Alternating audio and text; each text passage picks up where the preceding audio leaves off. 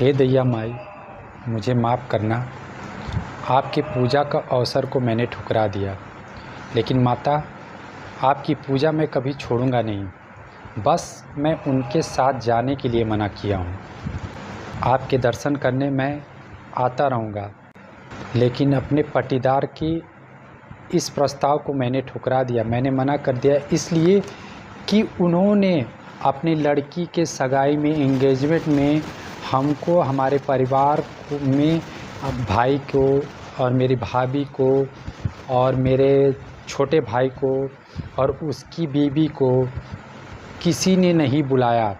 यहाँ तक कि मतलब अपने उस एंगेजमेंट पार्टी में आने के लिए मुझे काबिल ही नहीं समझा, मतलब अपने स्टेटस का नहीं समझा, क्योंकि वो अमीर हो गए हैं ना, इसलिए वो मुझे बुलाए नहीं। अब वो क्या कारण था, अब वो जाने। उन्होंने नहीं बुलाया तो मुझे बहुत बुरा लगा और मैं उसे दिल में लेके चल रहा था।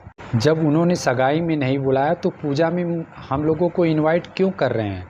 तो मैंने और मेरी वाइफ ने साफ इनकार कर दिया कि जब आप हमको छोड़ चुके हैं तो छोड़े ही रखिए, हमसे जुड़ने की ज़रूरत नहीं है।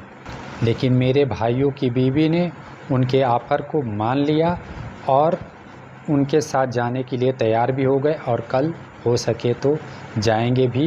ये वीडियो मैं रात को बना रहा हूँ, लेकिन इसे कल पोस्ट करूँगा। जब वो हमको अपने स्टेटस का समझते ही नहीं हैं, किसी चीज़ में या पूजा पाठ में क्यों मैं शामिल होऊँ? मेरे घर के भाइयों को और उनकी बीवियों को पता नहीं क्यों मेरी बात उनको उल्टी ही लगती है, मेरी बात को वो मानते ही नहीं हैं। दुनिया यही कहेगी कि मनोज के वाइफ में ही कोई कमी है कि लोग इनको छोड़ देते हैं, लेकिन मेरी आत्मा कह रही थी कि जब उन्होंने इतने बड़े फंक्शन में नहीं बुलाया तो पूजा पाठ के लिए अगर बुला रहे हैं तो हे दैया माई, मैं दर्शन करने बाद में आ जाऊंगा, लेकिन उनके साथ मैं नहीं आऊंगा। और मैंने ये निर्णय बहुत सोच समझ के लिया है। मैं जानता हूं कि पटीदारों से इतना दूरी नहीं बना के रखना चाहिए, क्योंकि शादी ब्याह तो छोड़ो, शादी ब्याह में तो चल जाता है, लेकिन जब कभी किसी की मृत्यु होती है या मेरी ही मृत्यु हुई या मेरी बीवी की मृत्यु हुई, तब वो नहीं आएंगे तो बहुत दिक्कतों का सामना करना पड़ सकता है। लेकिन फिर भी मैंने इसको अच्छे तरह से सोचा, मैं मैनेज कर लिया कि हम लोग कैसे भी मैनेज कर लेंगे।